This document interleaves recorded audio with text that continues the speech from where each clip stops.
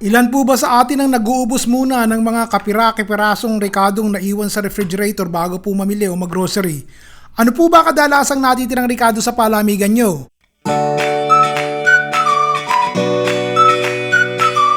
Katulad ko rin po kayo, nag-uubos po muna ako ng mga rekado sa palamigan bago po ako maggrocery. Kaya ang ulam na ibabahagi ko sa inyo ngayon, mga katitik nito, katitik ni Re, at sa huli pa yung ulam na. Manok lang po ang binili ko sa ulam natin ngayon, yung iba'y nasa ref na. Fully cook na po ang manok at eto't hahanguin ko na. Kung gusto nyo pong half cook lang, kayo na po ang bahala. Yung tokwa naman binuhay ko lang po, prito na ito pero malamig kaya pinrito ko ulit. Hindi kayang itapon sayang. Kahit dalawang hiwa lang mapapakinabangan din naman Welcome po kayo sa ating Chef Ron Bilaro Cooking Channel. Sibuyas po.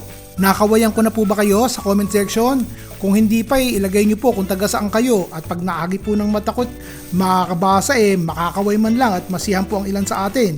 Pagkatapos po ng sibuyas at bawang ilalagay ko na po itong dalawang chorizo, Chinese sausage po. Ang tagal na po nito sa freezer ko pero pwede pa siguro to. Hirap po kasing magtapon ng mga rekado, parang pera tinatapon ko pag ganon Isang tasa po ng tubig at na magkasabaw na. O kapiranggot na karot po. Timplahan nyo na po ng toyo at ng oyster sauce.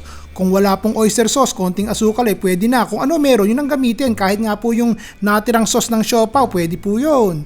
Dagdagan ko pa po ng isang tasang tubig at baka po matuyo. Siyempre, i-adjust nyo po yung toyo at oyster sauce at baka tumabang. Chicken powder po kung gusto nyo. Ito po yung 1/4 na buwig ng repolyo. Naku, napakinabangan din ng repolyo bago mangitim yung paligid. Alam kong wala na pong gulay na mura dyan sa Pilipinas, kaya kung ano makita nyo sa palengke na kaya ng bulsa, yung po ilagay nyo. O tsaka nyo po ilagay itong pechay. Yan, sigurado po ako, ang pechay kayang-kaya ng bulsa. Basta malinis po't sariwa ang pechay nyo, kahit sino kakainin ng pechay. Isunod nyo na po ang binuhay na tokwa. Ayos! Napakinabangan din, nakatipid. Tapos yung pong piniritong manok, isunod nyo na rin.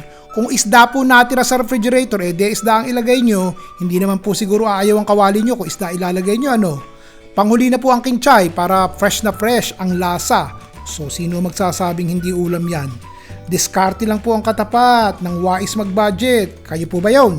O patayin nyo na po yung apoy. Takpan. O siya, tawagin na po ang pamilya. Kainan na. Walang hanggang kasiyahan po ang nararamdaman ko kapag ka po nababasa ko yung mga comment na inilalagay nyo, yung mga papuring isinusulat nyo.